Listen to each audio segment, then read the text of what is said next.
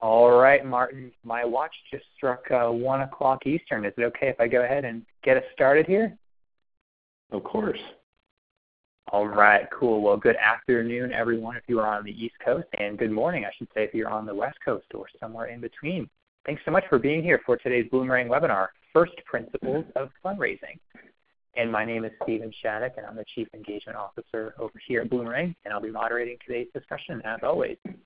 And just a couple of housekeeping items before we begin here. Just want to let you all know that we are recording this session, and we'll be sending out the recording as well as the slides later on this afternoon. So if you have to leave early, or maybe you want to review the content or share it with a friend or colleague, I'll get all that good stuff in your hands this afternoon, I promise, so have no fear.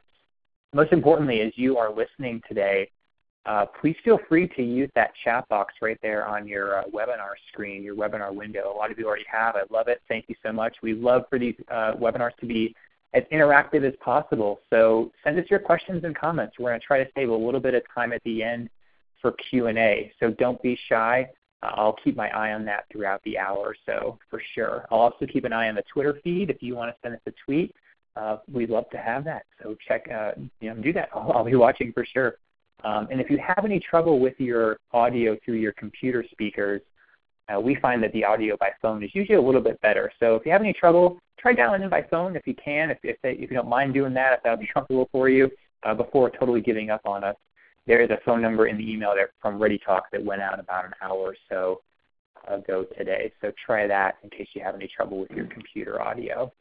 And if this is your first Bloomerang webinar, I just want to say an extra special welcome to all of you folks. If you've never joined us here on a Thursday webinar, you're in for a treat. We do these webinars every single Thursday except for maybe a couple Thursdays throughout the year. We bring on a great guest speaker, usually really well received. I can't remember anyone complaining about our webinars. Always educational, always insightful. But if Bloomerang is also new to you, we are a provider of donor management software. So if maybe you're interested in changing software, just kind of curious about us, check us out. After the webinar, don't do that now. Wait an hour because you all are in for a treat. We've got a kind of a heavy hitter joining us today. Martin Leifeld is joining us from beautiful Logan, Utah by way of St. Louis, right, Martin? You got it, Stephen. Yeah, I should say right at the top that Martin made some very special arrangements to fit this into his schedule. He's traveling this week doing workshops in Utah and was really gracious to fit this into his schedule. So, Martin, I want to thank you first for being here. Second, I just want to brag on you real quick before I turn things over to you. If you guys don't know Martin, you got to know him. He has a ton of experience. If there's any higher ed folks listening today, Martin is your guy for sure. He's got over 24 years of experience in direct professional fundraising. He has raised a lot of money through his career, over $500 million. Him and his team have accomplished that.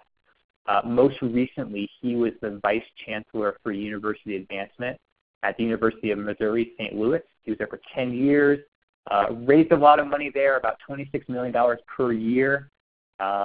Knows his stuff for sure. He's got a great a video series on his website. I've been enjoying that, seeing those videos on LinkedIn. Definitely check that out after the presentation.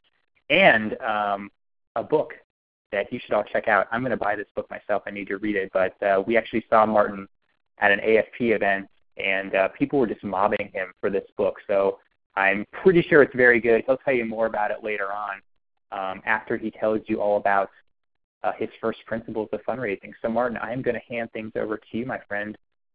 So take it away. Well, thank you, Stephen. It's really an honor to be able to have this time as your guest and to be a presenter to everyone who's in the audience today, who's able to take some time and think about fundraising. And, when we talk about what we're going to do today is spend a couple minutes on actually what I would call the philosophy of fundraising, but we're going to really focus on first principles of fundraising, and there's a dozen of these principles. And let's get going. So what is a principle? Basically a principle is a proposition that serves as the foundation for a system of belief. So when we think about principles of fundraising, we're thinking about kind of that infrastructure, that undergirding, if you will, the foundational thinking that bases our activity. It's kind of our intellectual framework with which we go forth and we engage in the fundraising profession, or in fundraising volunteering. And philosophy. What do we mean here? Well, with philosophy, we're talking about something fundamental, and we all operate with a philosophy. It's our guiding principles of behavior. And we as fundraisers, we operate with one whether we're conscious of it or not. A good example is if you think of a continuum between people and performance in fundraising. If you're on the far side of performance, you're driven by metrics, you're driven by outcomes. There's people, but we've got goals we have to get to, and we're going to use those people to raise as much money so that we can achieve our goals, and so on. Then you go to the other end of the spectrum, and we're focused on people and building relationships. And sometimes, we respect people and revere people so much we hesitate to challenge them with doing great gifts of philanthropy. But, we somewhere rest in there, consciously or not, and it's important that we take the time to think about, well, what is fundraising all about, and how do I see it? How do I want to engage in fundraising? So, some bullet points. In pursuit of the greater good seems to me to be essential as part of one's philosophy.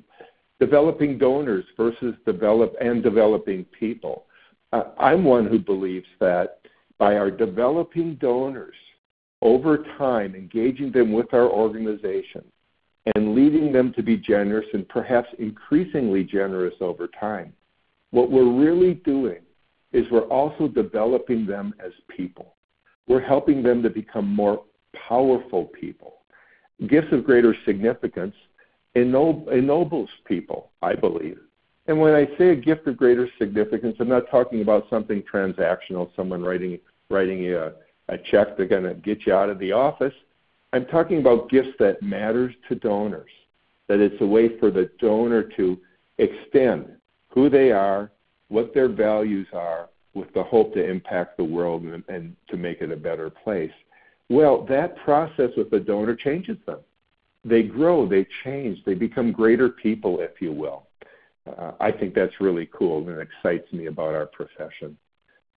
I believe, philosophically, we should be donor-centric. We want to be about the donors. And we want to be focused on building the relationship. Again, this isn't a transactional business. This is a highly personal business when people are giving money. And we want to be thinking about the donor's aspirations and goals as we go about our service. So with that said, let's focus on a dozen fundraising principles. And these are principles that over my 24 years of being in the fundraising side of things, and really 40 plus years of being in leadership positions in other dimensions of nonprofit work, these are principles that have kind of risen to the top, if you will. Now, you might think about, these align well with me, but Martin, you're missing this, that, and the other principle. And I'm not trying to suggest that these are the only 12 principles, accept them or not. I'm simply suggesting that during the course of my work and my learning and experiencing in the work of philanthropy, that these matter to me. So, first principle: funding is limitless. Now, I hope you're shaking your head up and down and not left and right. Funding is limitless. Do you believe that funding is actually limitless? Well, I do, and it's been my experience that funding is limitless, but there's a catch. The catch is for those who go and get it. It's really rare that some extraordinary gift is just going to drop in on our organization unannounced. I wish that would happen every day. But funding is limitless if we go and pursue it, if we organize ourselves, if we're serious about it, if we're intentional about it. Funding is limitless. I also believe that all seasons are good seasons for fundraising. Now, again, I hope your head's going up and down and not back sideways. But all seasons are good seasons. And I have an example for you. When I joined the University of Missouri St. Louis, this was back in August of 2008, I was coming into the Vice Chancellor's advancement position there. And the university was 3 years into its first comprehensive campaign. And it was scheduled to be a 7-year campaign. And I was to finish that campaign, reach the $100 million goal. It was at $48 million after 3 years, and take it public in that year. Well, if you remember, those of us who were alive, I think we all were, back in 2008, what happened was we hit the Great Recession. I mean, in September, October, it was like the economic sky fell. And, I was talking to my colleagues and to other organizational leaders in the St. Louis area. And, some were deciding to suspend campaigns. Others were deciding to put off campaigns because, overnight, seemingly, people lost. If they were in the market, they lost substantial resources, property values plummeted, retirement funds dropped significantly, and there was just so much insecurity. And so, I just arrived at the University of Missouri St. Louis. What am I going to do? I wasn't here to counsel our chancellor and say, we need to back off. I sure didn't want to do that. And I remember reading in an article a comment by Robert Sharp, Jr., those of you who know him, a brilliant contributor to our profession. And he made the comment, written comment, that, during the Great Recession, there were some organizations that actually raised more, or the Great Depression, some organizations raised more than they did before the Depression struck. And that was all I needed. It kind of gave me that extra permission and boost to say, by gosh, if it could happen for organizations during the Great Depression, it could happen for our university for the Great Recession. And we went on to not just reach the $100 million goal, but we raised $154.3. And in fact, in that first year of the Great Recession, we raised 54% more than the best prior year ever for the University of Missouri St. Louis. And that got some attention in our community, too, by the way. We had bragging rights about philanthropy that year over in St. Louis. Second principle is it's all about the donors. It's all about the donors. It's about the donors. Now, I know it's about our organizations. Certainly, I know it's about us and our roles, which are very important in the whole fundraising process and in support of our organization. But it's about the donors. To raise significant funds for our organizations, we need to be all about the donors. And we need to spend time with our donors and come to appreciate their needs and their aspirations. What we want to do is, as it were, be facilitators of philanthropy. Place ourselves before our organization and on behalf of our organizations, before our donors and our prospective donors, and engage them, and to facilitate acts of philanthropy. As I said, what we want to do is bring donors into such a relationship that their aspirations or needs will be met through their giving support to our organizations. Gifts of greater significance is what I call them. And again, this is not a transactional gift. This is a gift of meaning. This is a gift where the donors, in effect, are telling the world, expressing themselves and what matters most to them. Their highest values are being demonstrated through such acts of philanthropy. When we bring this kind of mindset, that it's not about us, it's not at least just about us, it's not about our organizations, at least not just about our organizations, it's all about the donors. How we engage begins to shift, and donors are aware of it, and how they respond is with terrific generosity.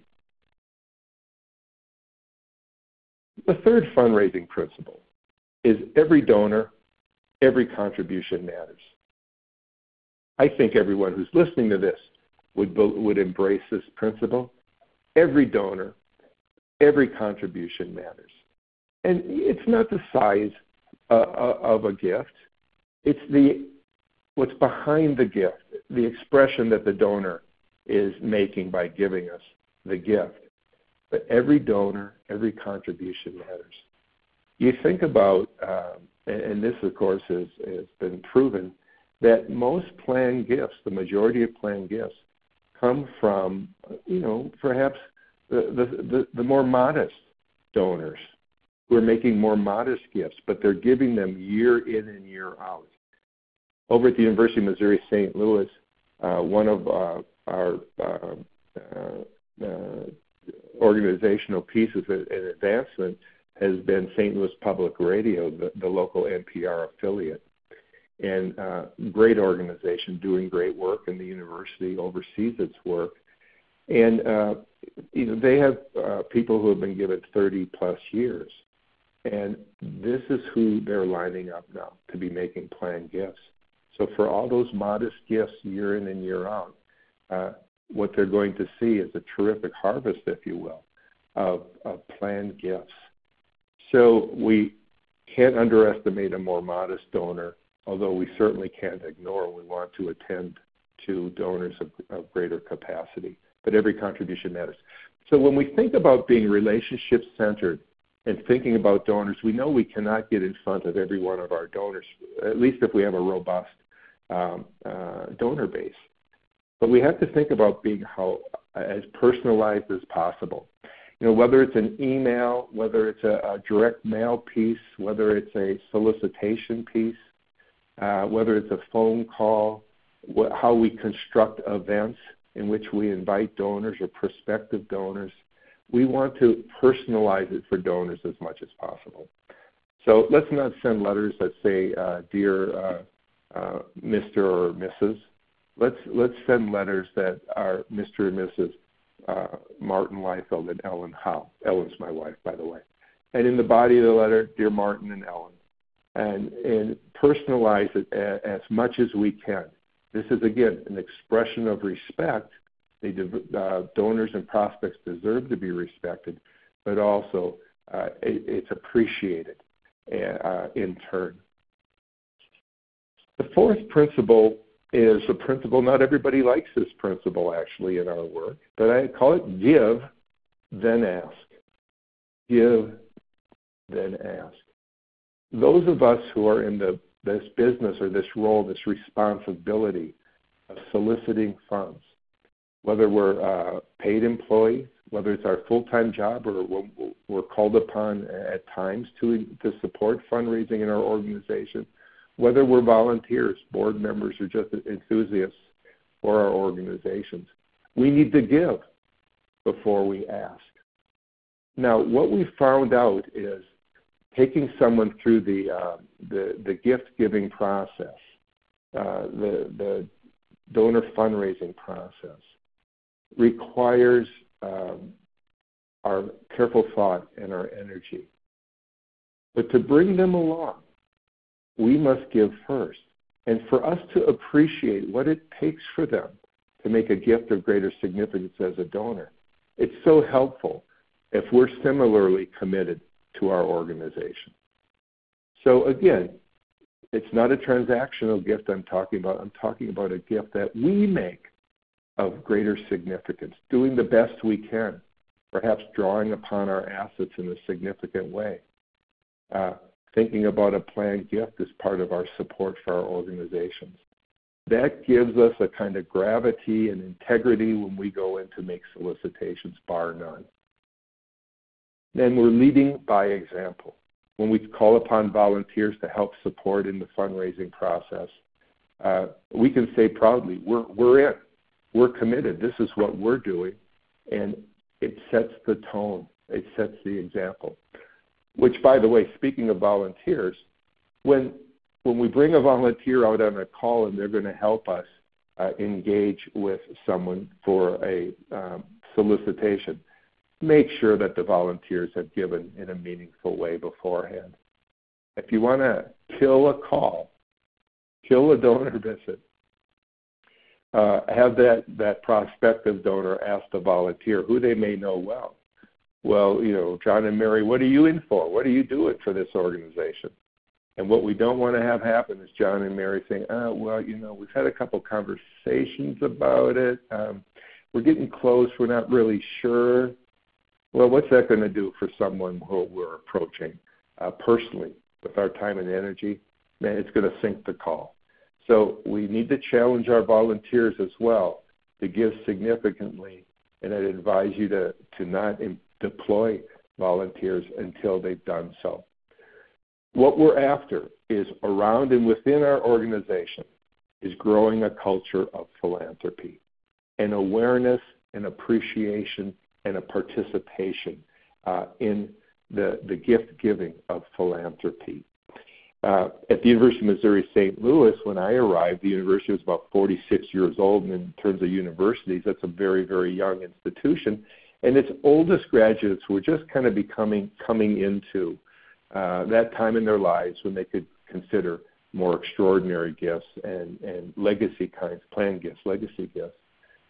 And we had an opportunity for many of our alumni to engage with them and really to introduce them into significant philanthropy.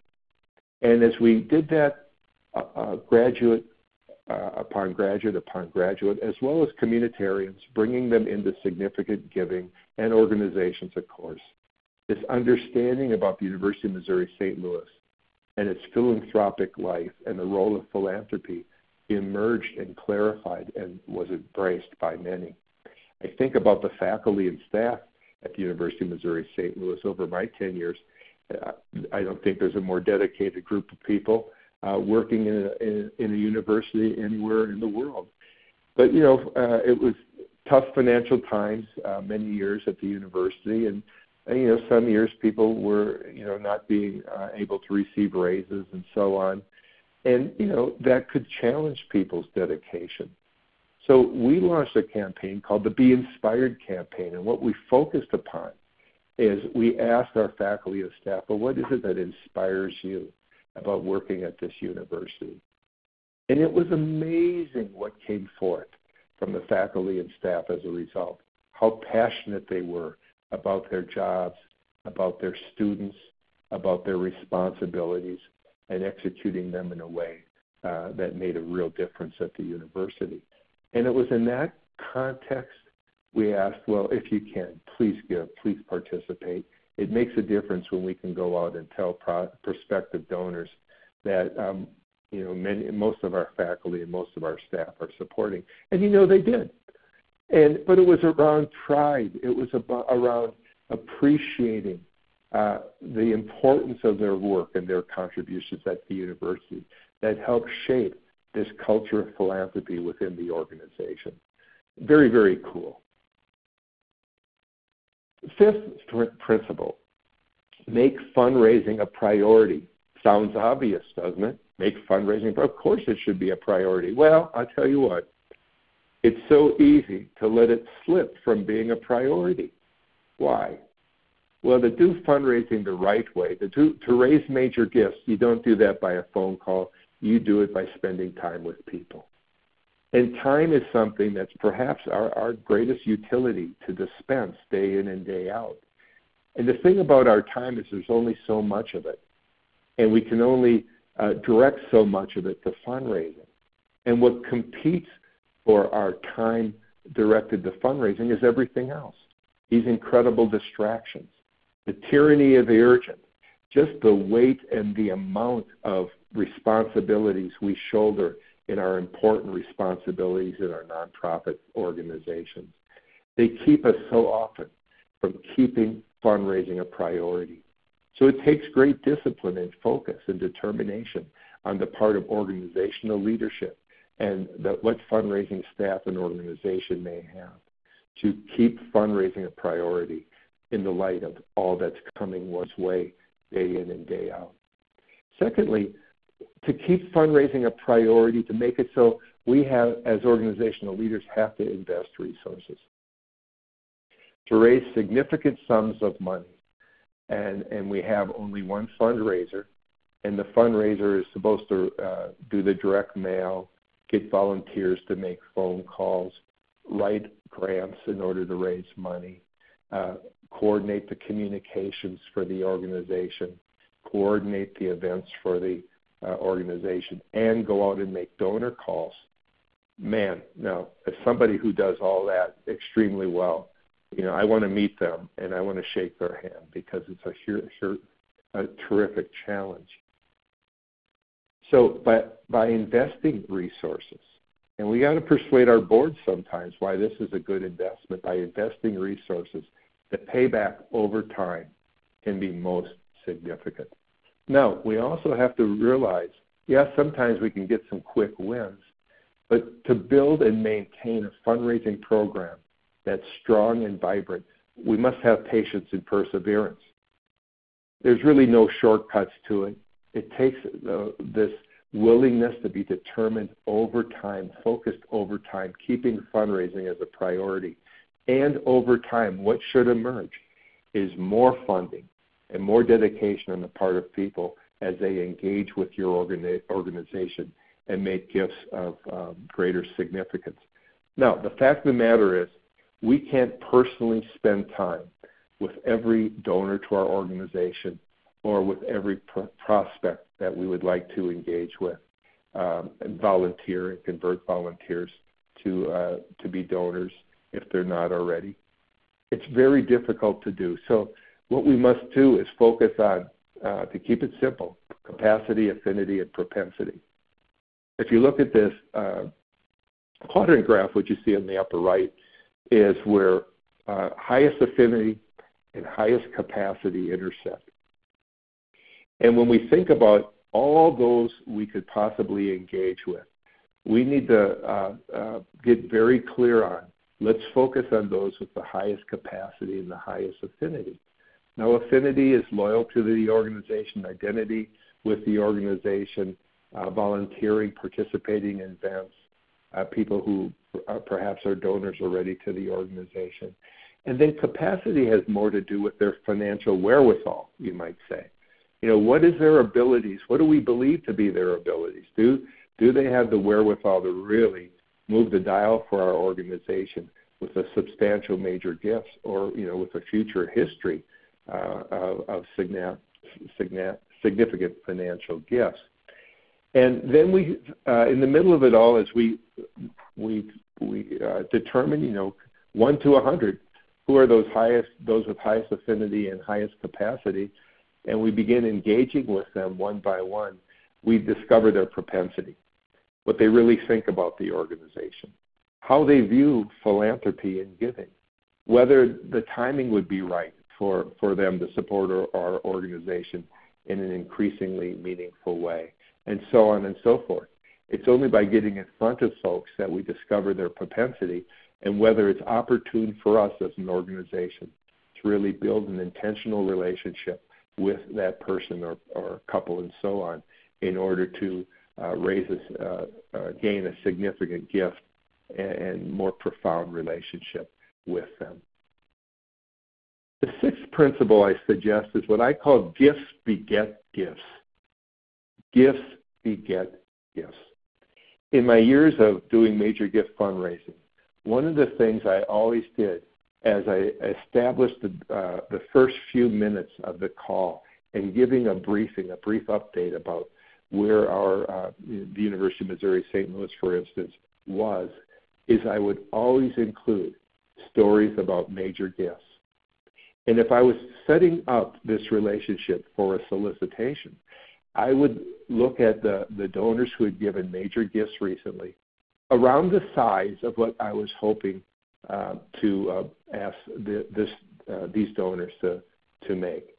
And I'd say, we've got some really good news. In the business school, John and Mary who are graduates of the business school, they've made a $100,000 gift. And not only that, Judy and Frank, they made a gift of $150,000. Well, it could very well be the person I'm in front of knows both couples. And what that does is, as I'll say more about in a moment, it establishes a floor, an expectation, so that when I present later on in that call or in a future call a solicitation for $150,000, they already know that two couples that matter to them in some respect or another, who are their peers perhaps in the local community, have already given at that level. And that can be very, very powerful. When I talk about establishing floors, when we were putting in position this Gateway for Greatness campaign years ago at the University of Missouri St. Louis, there was the Auguste Chateau Society. And at that time, the Auguste Chateau Society was a recognition society for those who cumulatively were committed to $100,000 or more for the university. And, that could be a combination of annual giving, a future promise of giving, plan giving commitments, and so on, $100,000. And, upon my arrival, as good as that was, I realized that was not going to empower us to raise significant funds. So with a wise and smart team that I had around me, we created what we called Partners for Greatness. And this was for donors or organizations that would commit $1 million or more to the university. Now, in the 3 years of the silent phase of the campaign prior to my arrival, the university had received 3 seven-figure commitments to the campaign and to the university. And remarkable. I mean, $1 million or more is a great deal of money. It was then, it still is today. However, by establishing this Partners for Greatness and this floor to go and engage would-be donors, individuals, alumni, communitarians, organizational leaders, about this Partners for Greatness, it created an expectation, a floor for giving that challenged them. And the first 3 years, as I mentioned, of that campaign, there were 3 seven-figure gifts. The next 4 years of the campaign, we added 28 more. So from going from $1 million plus gift a year, the first 3 years, we went to averaging 7 in those next 4 years for a total of 31 major gifts of $1 million or more. So gifts beget gifts. Establishing floors, telling stories, very powerful. Now, in June of 2012, actually, that campaign ended. The Gateway for Greatness campaign ended. And the Partners for Greatness as a campaign device ended too. So we spent a year thinking and consulting with donors, our Chancellor's Council members, which is the senior most advisory group at the University of Missouri St. Louis, and others. And we recreated the Auguste Chateau Society into a series of milestones. From 100,000 was the entry point, but then we added 250,000, 500,000, $1 million, 2.5 million, 5 million, and 10 million. Now, we hadn't any donors. We had one donor that had given more than $10 million. And outside of that donor, no one had given cumulatively $5 million to the university. That's where we were. And it was amazing to watch as we put these milestones in place what happened. Now, the university has an annual founders event, and it's not an event where money is solicited from those who gather. It's at the Ritz-Carlton in St. Louis. It's like sardines. All the UMSO folks are gathered. 700, sometimes as many as 750 are squished into the room, and it's a rousing good time for the university and those who are attending. And one of the things we began to do and still do at the university is recognize those who reach milestones at that event. There's a time within the event where we call forth up on the stage those contributors that had reached these milestones. And we would recognize and honor them, and they would receive a modest gift and have their picture taken with the chancellor and most often the president of the University of Missouri system. People loved it. And it challenged everyone else in the audience to think about the University of Missouri St. Louis and their philanthropy differently. Not only that, among some of our alumni in particular, it got kind of competitive. And people thought, well, John and Mary, their giving is up to $500,000 now. Man, you know what? We've got a lot more resources than John and Mary. Let's get up to $500,000 too. Well, perhaps being competitive isn't the most noble motivation in being philanthropic, but hey, it works. But this idea of leveraging gifts to beget future gifts is very, very powerful, and I encourage us all to be very thoughtful about it. Seventh principle is time belongs to the donor. Here's the fundraising cycle. I would guess most all of you have seen it. And I've added the word time in the middle of that cycle. And the reason I've done so is because time belongs to the donor, just as the resources do. And when we ask a donor to make a gift to our organization, where they are in time makes a difference. They may or may not have the capacity to be generous at that point in time. If we ask them to do a major gift and they're agreeable and it's a gift of great significance, from the time they say yes, it might be many months, a year or more before the gift is finalized because of the complexities around the gifts, and they're engaging investment advisors to help them pull that gift together. So time belongs to the donor. And in one way, we need to be aware and somewhat deferential. But we operate within a time structure ourselves as organizations. We have, calendar years, we have fiscal years that we operate with, and time matters. Our ability to get things done on behalf of our organizations to fulfill their missions, that operates in the context of time. So we need, with having a relationship with a donor, we can engage with the donor and talk about time. And reach agreement with the donor about when they will conclude that gift. We can use the end of the fiscal year as a motivator.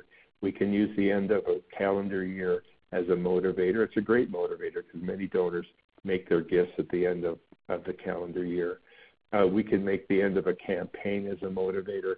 We can make an urgent request, and the urgency meaning having great meaning in order for us to do something essential for our missions. We can make that a motivator. We can bring to this discussion around time motivators to help the donors align their time with the time constraints and goals of our organization. The eighth fundraising principle focuses on stewardship and recognition. Communicating gratitude. First and foremost, we have to communicate gratitude. Do it in person, do it in writing, do it frequently.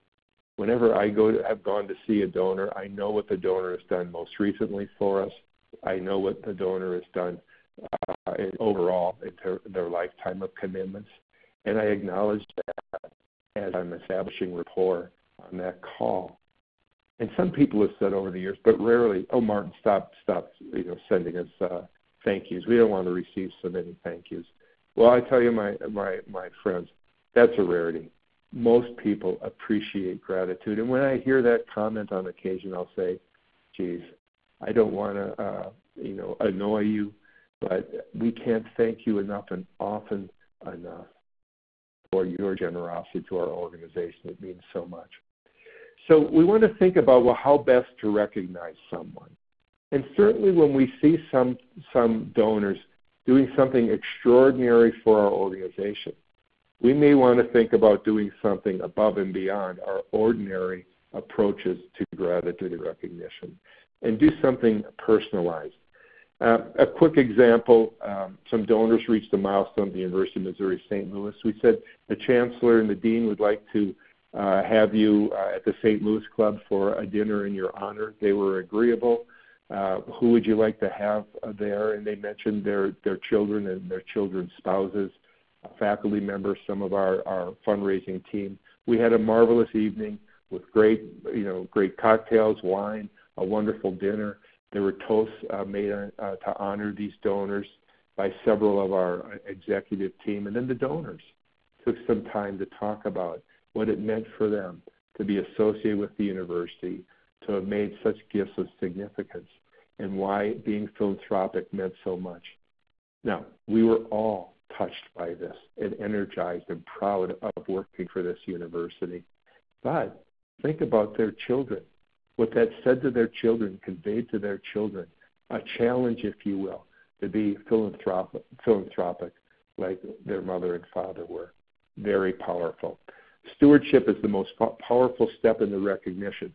Russell James is somebody who's a faculty member at Texas Tech who has done extraordinary work in this field and has collected the insights from others in this whole field of the psychology of fundraising. In fact, the physiology of fundraising. And Russell and others talk about that when significant gifts are made, what happens is oxytocin is released within the contributor. And this is the family bonding, social bonding enzyme, if you will, that is released. And what that does is it attaches a donor to our organization more powerfully than ever before. You know, I used to think solicitation was the most important, powerful step of the cycle, I should say. I loved to raise money and I loved to close gifts.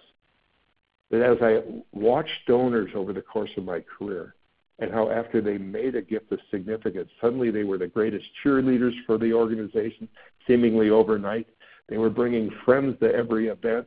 They wanted to volunteer more. They wanted to support other areas, the additional areas within our organization. It made sense that this is something, the axiom "it is better to give than receive" comes to mind when I think about how powerful philanthropy can be for people. Stewardship and recognition, well, to be brief, you move along a continuum of publicity and anonymity. Up in the upper left-hand corner is an example of an organization that wanted maximum publicity. Emerson is a great Fortune 500 company in St. Louis, very philanthropic. Their company is headquartered in Ferguson, Missouri. Back a few years ago when the tragedy around Michael Brown took place in the St. Louis region and all that ensued, Emerson wanted to be responsive, and they believed education was a primary tool to be able to bring about transformation in St. Louis, in Ferguson, and in the communities surrounding Ferguson, where there are so many economic challenges and so forth. And so with a number of organizations, including the university, they contributed significant sums of money, and they established a powerful, wonderful scholarship program at the University of Missouri St. Louis, and they wanted the world to know. So they designed this ad. They had, gathered the press and made the announcements. They wanted to publicize it so that the community would know Emerson was committed to not just Ferguson, but to the people in that community and the surrounding communities, and committed to their youth to make the future different so that such situations around Michael Brown's would never happen again. On the other hand, you look at anonymity, and we had great donors who contributed money for a golf course. And this was the signage that's being used, but I brought a mock-up with their names, John and Mary Smith on the bottom, John and Mary Smith Park, and presented it to them, and they said, well, Martin, we've allowed you to recognize our gifts publicly in the past, but they had reasons why they didn't want to this time. I was disappointed. I wanted the world to know about their generosity, but by gosh, that gift was made several years ago, and very, very few people know about it, and it will remain anonymous until the point where they choose otherwise, but a great gift on the part of some marvelous donors. Catalytic volunteers is a nice fundraising principle. George Paz is somebody who was a graduate of the university, is a graduate of the University of Missouri St. Louis, rose to the position of chairman, CEO, and president of Express Scripts. And Express Scripts became, during his leadership, a Fortune 25 company. And Express Scripts, you may know, in the last 30 days or so, was acquired by Cigna. Well, George came out on maybe a half a dozen, upwards to a dozen calls during the campaign and told his powerful story and gave his opinion about the value proposition of the University of Missouri St. Louis. It was catalytic. To have someone like that go and engage first of all, he got us in front of prospective donors that we probably could not have gotten in front of otherwise. And then secondly, his powerful story and his personal commitment of he and Melissa, as well as his company, to the university was very, very powerful.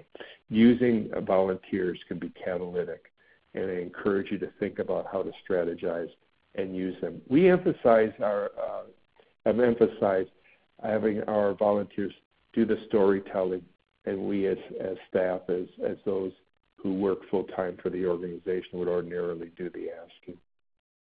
10th is measurement helps. If you're in a big sophisticated shop like a major university, you've got metrics upon metrics upon metrics. But there should be for even our simplest organizations. We want to, measurement helps. Having annual goals, program or project goals that we're raising money for, and striving to reach those goals, measuring our progress against those goals. The number of personal visits we want to do a week, a month, a year, in order to engage with donors to raise more money. The number of proposals we've submitted and accepted and the dollars raised.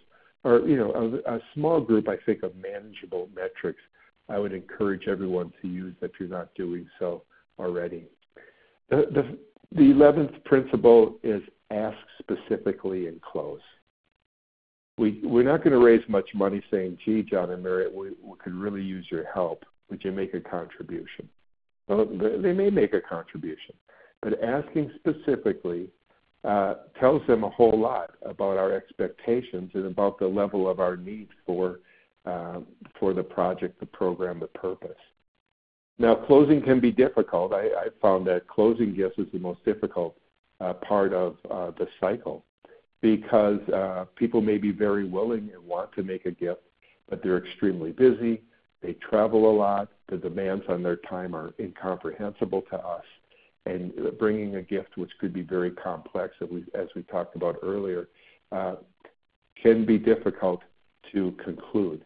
And so it takes, again, determination and dedication and follow through on our part to stick with the donor, to bring the gift to being documented or being given outright. And finally, I think this is a very important principle, the long view. It can take a long time for us to bring a donor to a point of making truly a major gift. I'm thinking of Chancellor George. He's in the 16th year. And for 15 years, he built a relationship with an entrepreneur who was growing a great company. And for 10 years, I was involved in that engagement. Towards the end of that campaign in 2011, they made a gift of $100,000 over 5 years.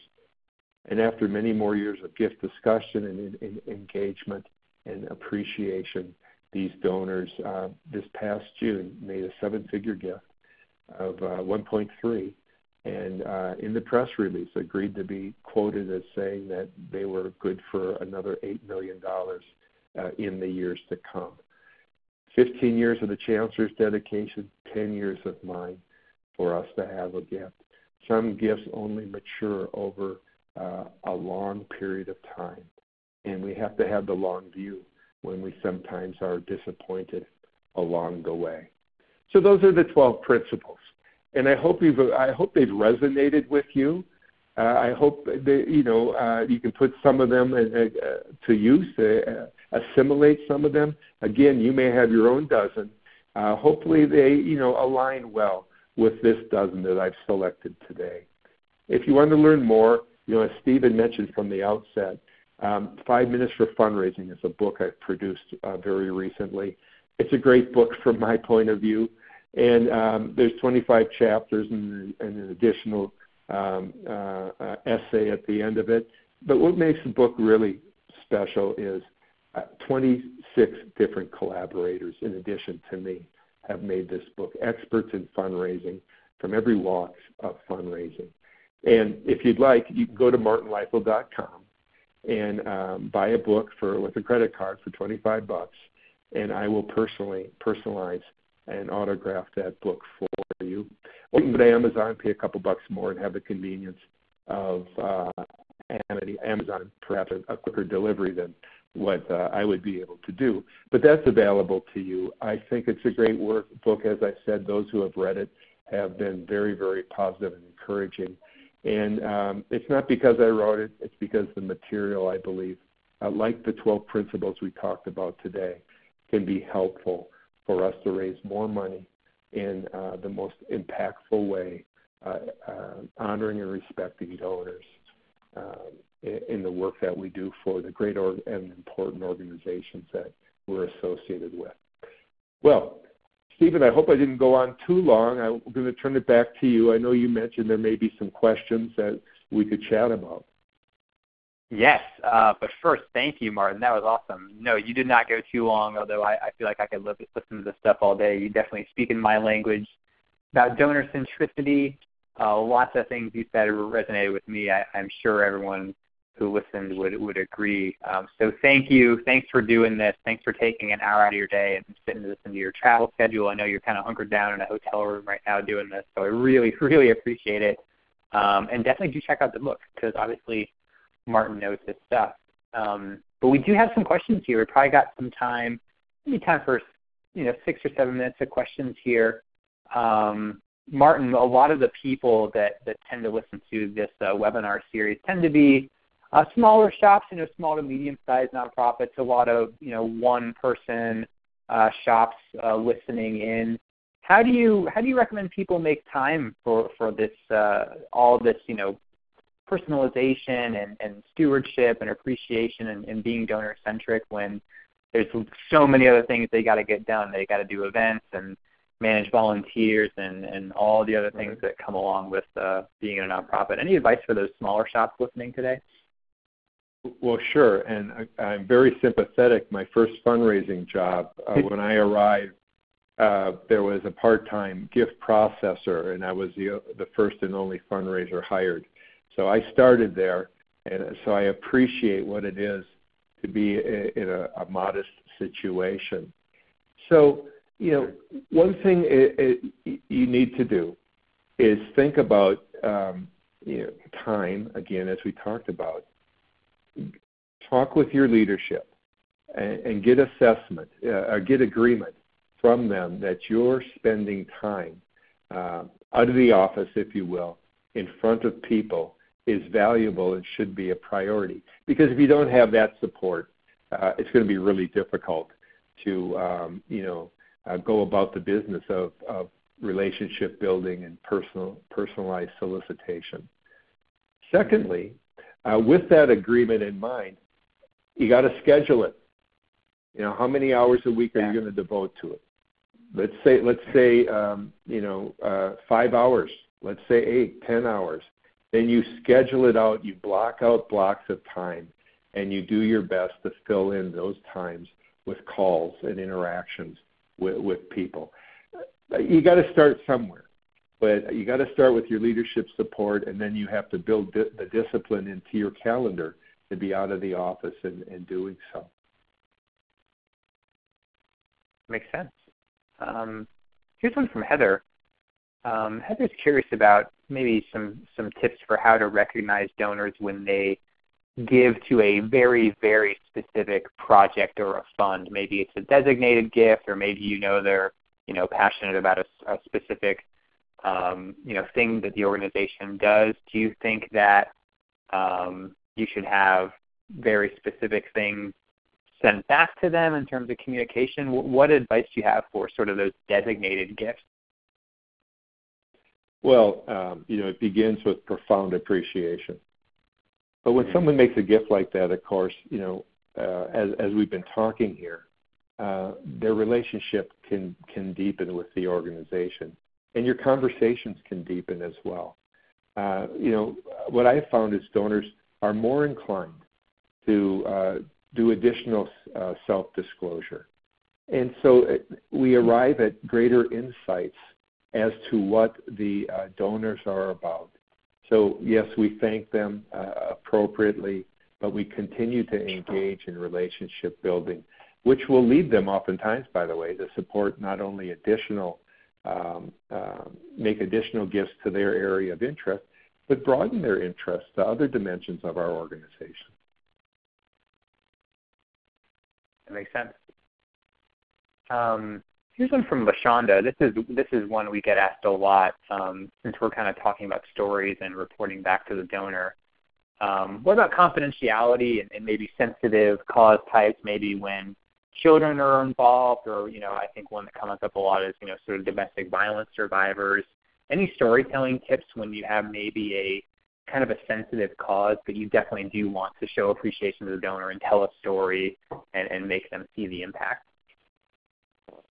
Well, so I think the first thing that begins is if you have a donor story that you would like to, in a sense, elevate in order to,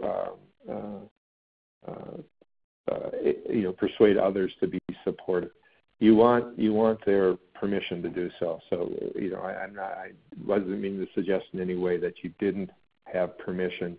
And you talk about how you would refer to their gift in whatever forum that you would like to do, and so that they have a full say and are fully on board. Secondly, when it comes to those who are the recipients of the benefaction, who perhaps have been through very difficult things, and your organization is perhaps in some respects life-saving for them, if we want to elevate them, I'd be very, very careful. I'd be very thoughtful about that. Certainly you would want their permission. I think you can tell the story and say, as I've done here, refer to John or Mary or John and Mary in some of these stories with an asterisk below that says, we've withheld the name out of respect for the sensitivity of this story. And, donor, that won't, I think, in any way limit the impact of the story. Because it sounds like, LaShonda, you probably have some powerful stories to work with. Yeah, definitely. Here's maybe a good one to end on, since we're getting close to the 2 o'clock hour. I like this question because, Martin, you come from the higher ed world, and this question is curious about engaging maybe younger donors who are still kind of growing in their maybe household income and maybe don't have a lot of capacity. Any tips for maybe engaging those younger donors who might be passionate about you but maybe don't have the capacity to give the kind of gift that may show up on your radar? Is it volunteerism? Is it maybe monthly commitments that are sort of modest gift amounts? Is your advice not to worry about those people at all and focus on maybe the older donors who have more capacity? What do you think for that sort of millennial and maybe even kind of tiptoeing into the Gen X donor range? Well, back to the principle of every donor matters, every gift matters. Oftentimes, your time gets skewed to the oldest generation with the greatest resources and capacity to give. But there's tools to engage your younger donors, volunteer opportunities, having a young adult group that's volunteers that has regular meetings, perhaps provides some volunteer services for the organization. What we're really talking about is building attachment. Yeah, and as you mentioned, Stephen, monthly giving, to do a gift of, let's say $100 at one time can be a lot for somebody whose resources are sparse. But, if you divide it, if you make it $8 and change a month, well, that's less than going to McDonald's. And there's ways of doing monthly giving that can make giving more possible and larger, for the more modest donors. But the relationship building is more important here than the gifts. It's about engagement. It's about association with your organization that matters so much among younger donors. I love it, man. You're speaking my language, Martin. I'm almost upset that the hour is over because I feel like you and I could be talking about this all day. But we are getting close to 2 o'clock, and I know we didn't get to all the questions. But Martin, do you mind taking additional questions over email? Is that okay with you? You got your contact information here? Yeah. Cool. Yeah, Martin@martinleifeld.com. I'd welcome any contact from those who were listening today or will listen in the future. Awesome. This was great. Thanks so much, Martin, for being here. This was a lot of fun. Stephen, it's been a lot of fun, and as I said, I felt honored to have this opportunity. Thanks for inviting me. Feeling is mutual, for sure. And thank you all for listening. I know you're probably busy as well, but all of you took an hour of your day to hang out with us. So this was really fun. Do drop Martin a line. Check out his book and check out that video series. I think it's also really good, and you might get some more nuggets out of that beyond just this hour or so. So Martin, have a safe trip back to St. Louis. Thanks for doing this. Please drive and fly safe. And all of you, hopefully we'll talk to you again next week. We've got a great webinar coming up about board governance and how that relates to fundraising, how it can help or maybe hurt your fundraising if you don't have good governance in place. We got Brian Saber joining us. Super smart guy, one of my favorites. I like to have him at least once a year on the webinar series. So if you've seen him before, you know it's a good session. So be here, same time, same place next week, next Thursday, 1 p.m. Eastern. If you're not quite into board governance, that's okay. There's other sessions you can register for on our webinar page. We've got a lot of good stuff coming up. We've got a lot of first-time guests like Martin that I'm really excited about. So check out our schedule, and hopefully we'll see you again next week. So look for the recording and the slides coming from me later on this afternoon. I'll get that in your hands, I promise. And hopefully see you next week. So have a good rest of your Thursday. Have a safe weekend, and we will talk to you again soon. Bye now. Thank you. Please stand by.